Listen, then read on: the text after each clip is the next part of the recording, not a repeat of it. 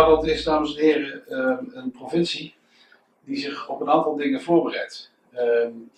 Steden worden belangrijker, hoogbouw wordt belangrijker.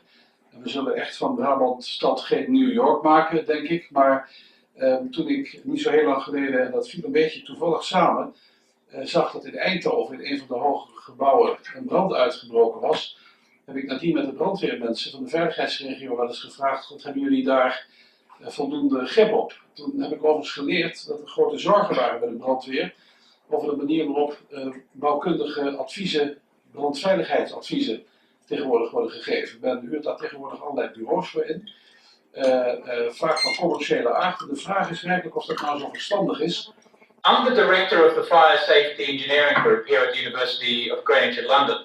And we are the largest research group dealing with fire and evacuation, certainly in Europe and probably the world, working in an academic environment, doing research, looking at issues to do with fire and human behavior and evacuation. And because of this, I welcome research and development from all over the world that aims to improve evacuation safety in complex environments and in particular in tall buildings. Anything that can improve the evacuation safety of people is to be appreciated.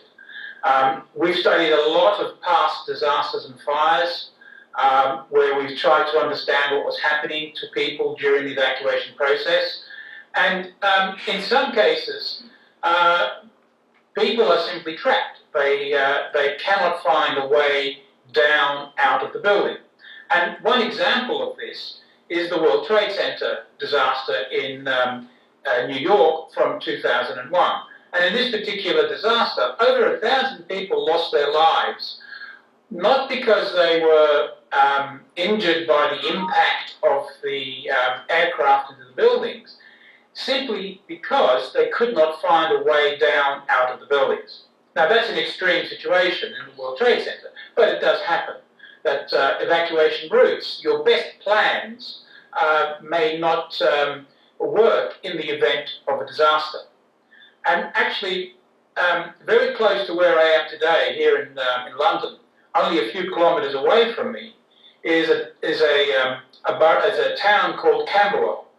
And 5 years ago to this very day, on the 3rd of July in 2009, there was a terrible fire in a council block of apartments, of flats, called Lakanal House. And this was a 14-storey building. It was 42 metres high. And in this particular fire, there's also only one staircase in and out of that building. Only one way out. And when this fire started, it spread very rapidly, and it spread both upwards and downwards, which was unusual. It was not what firefighters would have expected to see. But in this particular fire, 6 people lost their lives, and over 20 people were injured. And the reason that the 6 people lost their lives was that they were trapped above the fire. Now, had they evacuated sooner, perhaps they would have managed to get out. But they delayed the evacuation to the point where it was not possible for them to use the only stair in the building for evacuation. So this is another example where people have become trapped and as a result of this have lost their lives. So I welcome developments such as the Evacuator that can provide people with additional means of escape. Now, the Evacuator, I believe, is a device of last resort. You wouldn't design a building so that the evacuator would be the only means to evacuate. Clearly not. But as an additional means of escape, as a means of last resort, I think it has great potential, and in particular types of applications. There are certain specialist applications where I think the Evacuator would be a very, very huge bonus to safety of people. Several examples of these would be, for example, in the maintenance of large wind turbines, where it would be very difficult to evacuate if there was a fire on the turbine. Large construction cranes on construction sites. Here in London, we have many high-rise construction sites. What happens if there's a situation where the crane operator has to evacuate rapidly from the crane and cannot escape because of a fire, perhaps, near the crane? And also, another potential application area for this device are air traffic control towers. Air traffic control towers around the world typically have only one means of egress, one staircase. And so what happens if that staircase is compromised, given an incident?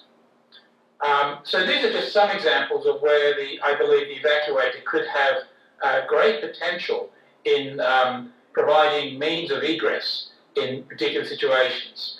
It is absolutely essential, if we're going to use the evacuator, that people will have to be trained in how to use it.